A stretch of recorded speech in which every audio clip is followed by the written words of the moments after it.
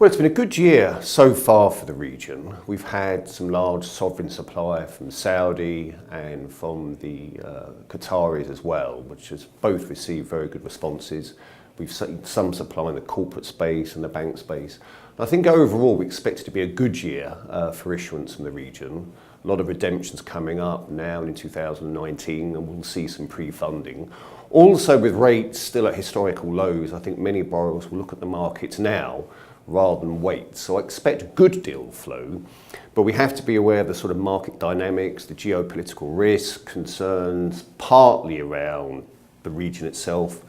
But much of that can be caveated by the fact that you've got oil prices rising, you've got commodity prices globally rising, which would be a real sort of good sort of backstop for the region in terms of selling risk to investors. So overall, pretty positive about supply. And actually, I think there's a lot of pent-up investor demand. There's a lot of value in the region still, and we think investors will embrace it. It's been a year of fairly pronounced political noise, as you say, and we have the added concern around protectionism stance of some of the large global trading nations. And undoubtedly, that is a worry. I think for this region specifically, investors do look at the geopolitical risk, but they really counterbalance that with the commodity price. So credits are pricing, I think, at pretty fair levels with some good performance. But in certain scenarios, I think the geopolitical risk will become more pronounced, especially as you see, if you see the region become more problematic.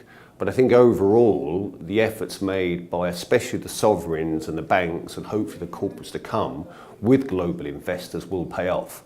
Undoubtedly, a global investor will take into account that geopolitical risk, and then they will buy each specific credit on their fundamentals. So again, plenty of risk in play, but we feel constructive that as long as we remain in this sort of as-is situation now, investors will be very active in the region. It's a great question. Again, there is no easy answer because the markets have based pricing of trillions of instruments around the relevant LIBORs globally, and we're now in the process of an evolutionary change. There is no clear global answer. You will see, I think, different jurisdictions focus on what they think is fair and transparent for their sort of local marketplace.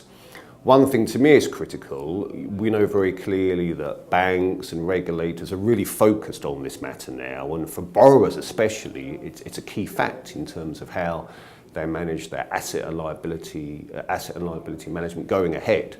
So no clear answer. We would expect the end result to be less of a sort of global standard, but very specific standards in each relevant jurisdiction with some consistency across the board. The most important thing is it's fair and transparent, and all market counterparts can understand how a particular rate is set, but also who inputs data into the setting of that rate, and it's seen to be appropriate.